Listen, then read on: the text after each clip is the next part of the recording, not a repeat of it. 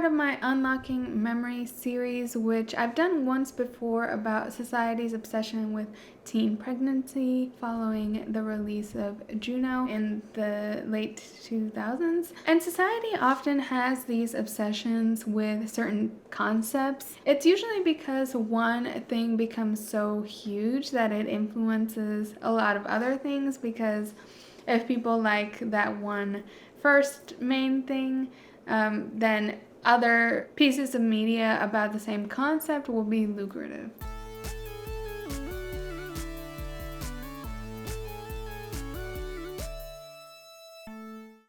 Hello and welcome back to the Miscellaneous channel, where we do miscellaneous things. I'm Zeleny. I typically cover pop culture, internet trends, and other miscellaneous things on this channel, so subscribe if that's your vibe. I cover nostalgic things sometimes as well, and today is one of those days. Let me grab my iPad so that I can get my notes, because this is a weird one.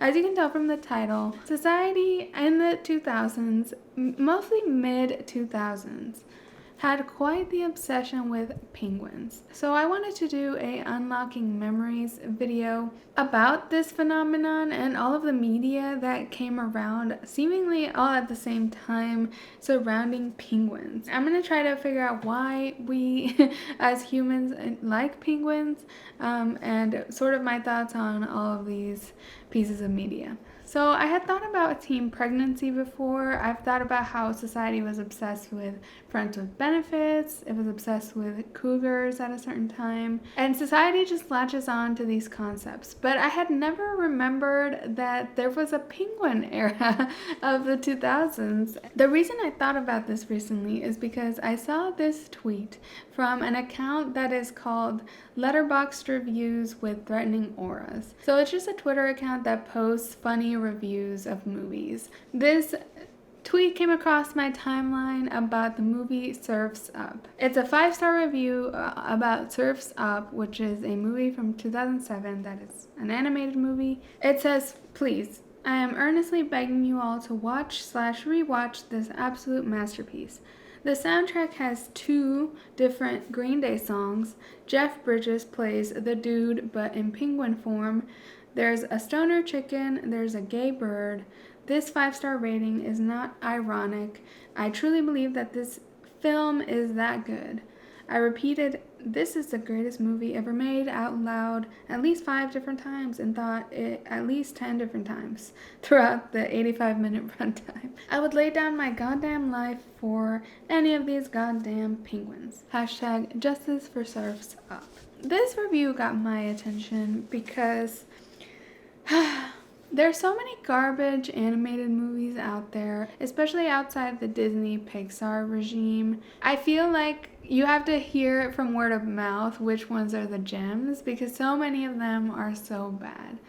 Like the Emoji Movie and Angry Birds movie and the Minions movies, and these movies that are just like not for adult consumption. Even adults like me that enjoy trashy content, there's a limit. Some movies are just bad. And there's a difference between like a kid's movie that works for kids and adults and is raunchy or humorous, and just a movie that's like literally for just kids. Like, I can't picture myself ever watching Boss Baby, if that makes sense. But a movie like Shrek is extremely iconic and classic and enjoyed by any age group. So basically, animated movies outside Disney Pixar are very hit or miss. And it's unfortunate it has to be that way, I guess.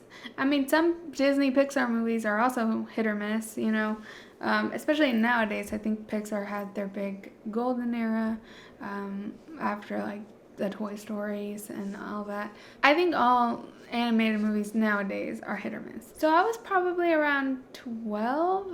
Was I 12?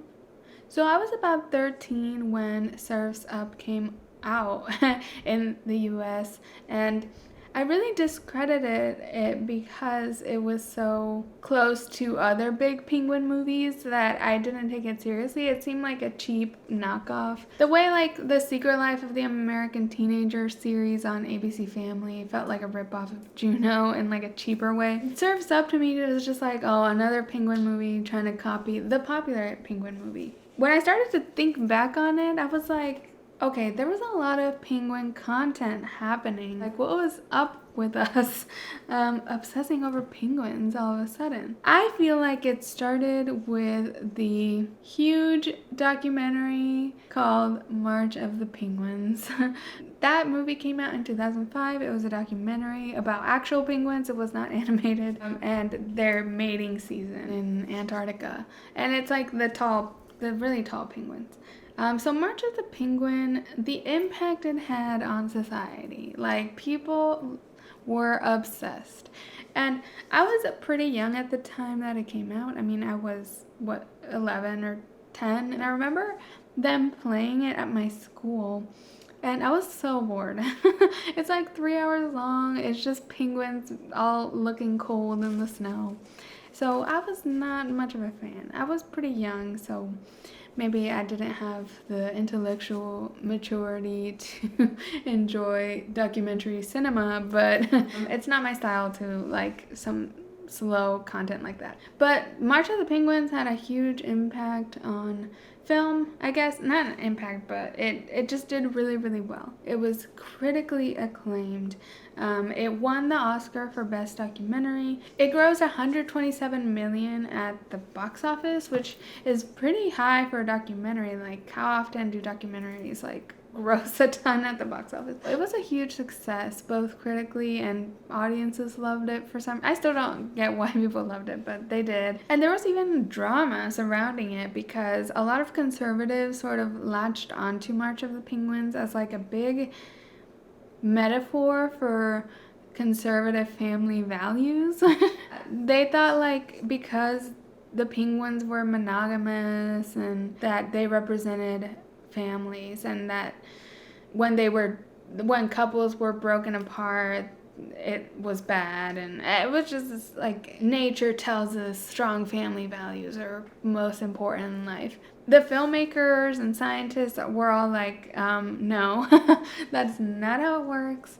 These penguins are not monogamous, basically. They're serial monogamous. So each breeding season, they will be monogamous to one penguin, and the next season, they will have a different penguin as their partner. Basically, they're monogamous during the breeding season, and then they get divorced, they call it, and go with someone else. They also practice a lot of behaviors as penguins that would be very frowned upon in a conservative human society. The penguins actually engage in cheating and stealing. They steal each other's pebbles, which pebbles are important for their eggs or something. And they also practice prostitution, which I was like, penguins don't practice prostitution. Like, what does that even mean? Like, they can't have, what does prostitution even mean in penguin society? But they actually kind of do. So they will exchange sex for the pebbles. Which is hilarious, honestly. So basically, penguins don't represent conservative family values, is the point. And the filmmakers did not agree with that metaphor or opinions. They were like, this is just nature, and these are just penguins. They're not metaphors for humans. So there were a few other penguin-related pieces of content that came out in 2005, even the same year as March of the Penguins. An animated movie called Madagascar that was produced by DreamWorks and was a pretty successful movie franchise came out in 2005, and it featured a gang of penguins, not as the main characters, but as like the funny side characters that became very popular with audiences. They were very funny characters, and they even got their own spin-off movie later on in 2008. Plus, they were featured in the sequels to Madagascar as well. And Madagascar was a huge, huge animated success. I feel like it was DreamWorks' like follow-up to Shrek, and I'm not quite sure, don't quote me on that, but I think it did pretty well for itself, especially following the success of Shrek. Audiences really loved it, and it grossed $532 million in the box office. It had an all-star voice cast, and the penguins were a big part of the humor of Madagascar. So that led to a lot of children being obsessed with penguins as well. And then in 2005, we also had a different form of content, not a movie, not a TV show, but a video game, an online game called Club Penguin. Club Penguin actually launched in 2005, though its peak years were a little later. I would say like 2007 to 2013 were Club Penguin's peak years, according to what I was reading. But it did launch in 2005. So this is what I've noticed with these Unlocking Memories videos. Like, I always expect the content to be very like, okay, March of the Penguins happens, then a year in Madagascar. Like, I expect it to be very linear and like spaced out in a way that makes sense. It's like influenced by the previous thing. So far for the teen pregnancy and this, it seems like all the content comes out at once. Like March of the Penguins, Madagascar, and Club Penguin all came out in the same year, 2005. Is there a group of like, okay, is like the Illuminati getting together in 2004 and saying like, what's the next concept or theme or thing we're gonna push in all of our media? And someone's like, penguins it is. It's suspicious at this point. Why does all the media come out all at once? Like, I don't understand. And it's not even a thing of like, March of the Penguins came out in January and Club Penguin came out in October. I don't know exactly what months, but this type of content is in the works for over a year prior. So that's why I'm like, how are they all working on penguin stuff all at once? The theory that does make sense is that like it's a snowball effect of like March of the Penguins creates an interest in penguins, and more kids are interested in Club Penguin because they like the penguins on Madagascar or on March of the Penguins. I don't know, but I think they help each other become more popular a bit, but it is weird how they all come out relatively at the same time. And then you do have content that comes out in following years. So in 2006 we had the movie Happy Feet. Happy Feet was an animated movie as well about penguins. So fully the protagonists, all the characters are penguins. This movie was very successful and pretty critically acclaimed. Very critically acclaimed, because it did win the Oscar for Best Animated Feature, and it beat out Pixar that year. It's a big deal if the Oscar doesn't go to Pixar Disney, because they sort of dominate that category. Happy Feet was made by Warner Brothers, so it was not Pixar or Disney, but it kind of felt like that type of caliber.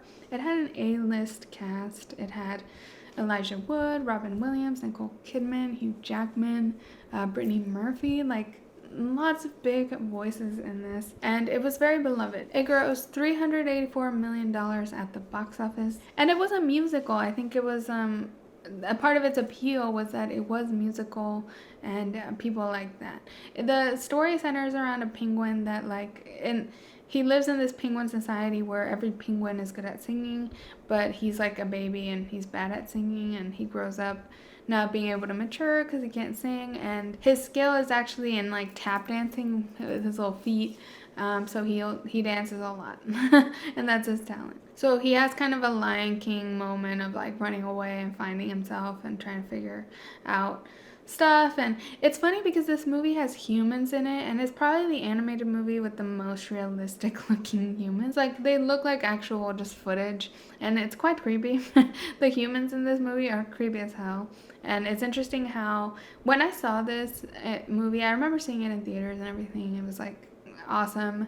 I liked the movie. I remember seeing the humans in it, and I was just like, whoa, like all of the animated movies now are gonna look like this, because like this is the pinnacle of animation. If we can make animations look like exact humans, then that's just how it's gonna be from now on. But it's funny how no other animated movie I feel like has creepy humans like this, and it didn't really catch on. I think part of the charm of animation is having humans look more cartoonish and not like footage of people.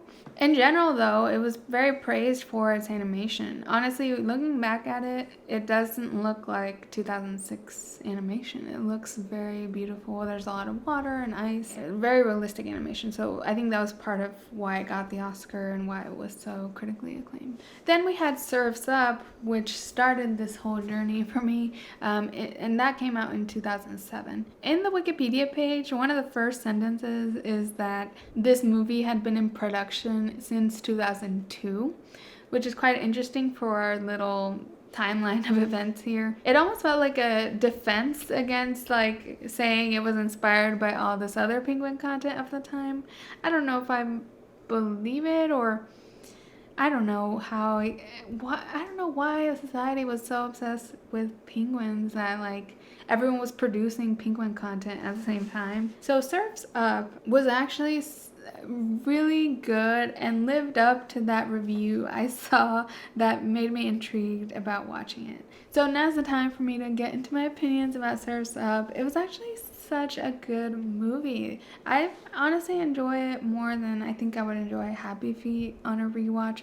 Happy Feet is very like solid and like almost Disney caliber. But Surf's Up is completely the opposite. It doesn't take itself too seriously. It's very silly, but like the humor is sharp. The reviewer was correct in that it's just like so witty and good, and it's filmed in like a mockumentary style, which I don't think I've ever seen another animation do a mockumentary style the whole way through. It was meant to be a parody apparently of surfing documentaries, but it just feels like a parody of any documentary. It's so weird to see an animated movie be a documentary. So you see the characters be interviewed, you see them talk to sort of the crew behind the camera. The camera is like shaking, so a lot of it is reminiscent of like The Office, which is a mockumentary as well. I wonder if there was any influence with that. I mean, I think the timeline's a little tight for it to be influenced by The Office, which came out in 2005. Maybe not. Maybe it was influenced by The Office because The Office came out in 2005. But it is a mockumentary. It's really fun to see.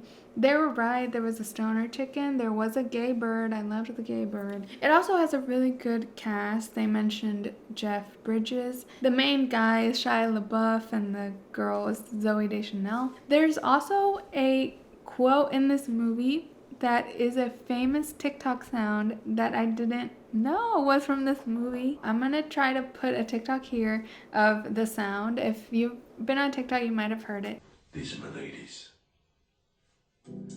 This is Jill. This is my lady Amy. Little Susie. Brianna. You know why we call her Brianna, right? It is a sound that people use to show off their collections, usually of clothing, but it can be other things like purses. I was the Leonardo DiCaprio meme when I saw this. Like, that's the TikTok sound. I've heard so many times on TikTok, I had no idea it was from this movie. This is a quote actually from the villain character, and he's talking about his collection of trophies. It's just so funny. And he's played by this guy who I've seen in a lot of things, but I don't know his name. I'm sorry. But yeah, I actually really enjoyed Surf's Up. I second the reviewer's comments about its owed a rewatch. It is on Netflix. Sorry, I forgot to mention that this movie is on Netflix, so it's fairly accessible if you have that streaming service. It sadly flopped at the box office. It got like 127 million at the, wait, no. So it actually grossed $152 million at the box office. That's still above like what March of the Penguins made at the box office, but this is an animated movie, and animated movies cost over $100 million to make. This one also cost $100 million to make, but it only made $150 million. So that's considered kind of a flop for an animated movie, but the critics do enjoy it, and the audience reviews are high as well. And now I see why. Like, this is one of those that like slips by because the concept looks too silly and like too similar to other content we've seen, but it's actually a very underrated gem. So I recommend you go watch Surf's Up if you haven't. It's a really fun movie. I was laughing a lot, and the format was just very innovative and something I have still to this day haven't seen much of in animation.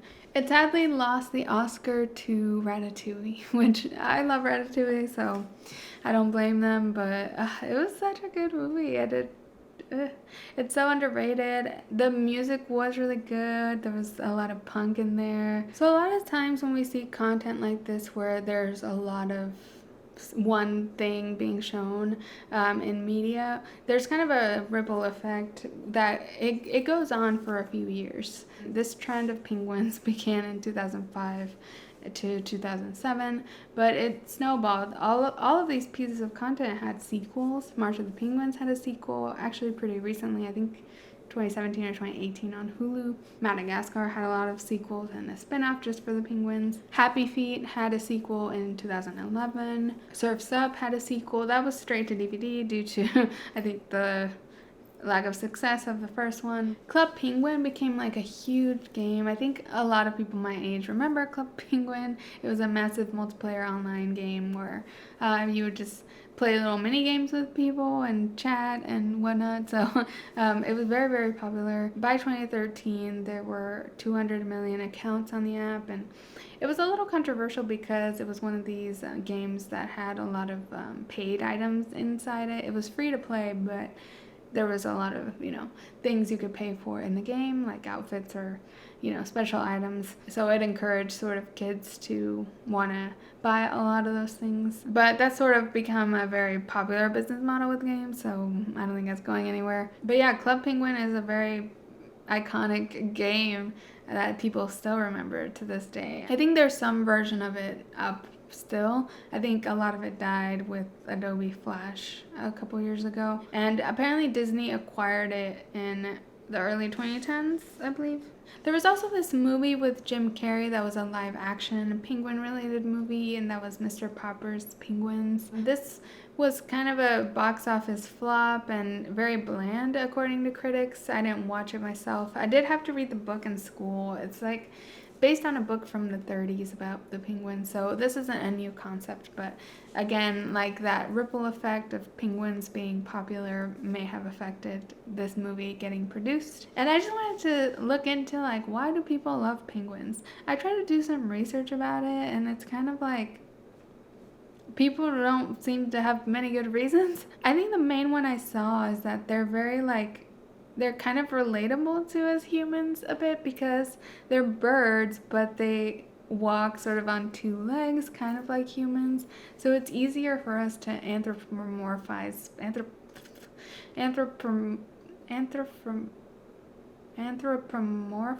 whatever that word is. It's easy for us to like think of them as humanoid just because we can relate to sort of how they walk around and how they're built. Also, they're like cute, of course, and they have very interesting behaviors that we like to observe and learn about. Definitely interesting breeding behaviors. Their appearance also kind of looks like they're wearing a tuxedo. I think humans find that kind of charming. The way they move, even though it's reminiscent of humans, it's kind of funny how they move on land. They waddle, which apparently is a very strategic way of walking on ice. It prevents slipping the way humans slip on ice. Another reason I've seen people like them is that they persevere in harsh conditions. They're in Antarctica, the coldest place, and they just are able to live there and persevere. I think also another reason I saw is that they're sort of unique among birds, and humans enjoy how they're unique compared to other birds in that they can't fly, they can swim instead. I think an underrated reason people like penguins is that they do have fun group dynamics. It seems like from what we can observe, that's part of like them having interesting behaviors, but like particularly they have fun group dynamics, and I think that makes it easy for us to prescribe our own society to their society and compare them and anthropomorphize them, whatever. Just like make metaphors to their society. That's kind of what the conservatives did and sort of failed at with March of the Penguins, but still. So that's my thesis on why humans love penguins. Do you have any other thoughts about why people love penguins so much? Or are you someone that loves penguins? And wants to give your reasonings, please let me know in the comments below. I think that's all I have about this penguin craze. I think it was just so funny that so much content came out around penguins around the same time. It might just be a coincidence, or there may be some Illuminati conference where they decide what the next big animal is going to be. I don't know. Please like this video and subscribe to my channel if you enjoyed. I put out new videos twice a week about pop culture, internet trends, and other miscellaneous things. And you can follow me at Miscellaneous on Instagram or Twitter to find out about new videos, or just turn on the bell notification here on YouTube. Thank you so much for watching, and I'll catch you in the next one. Bye!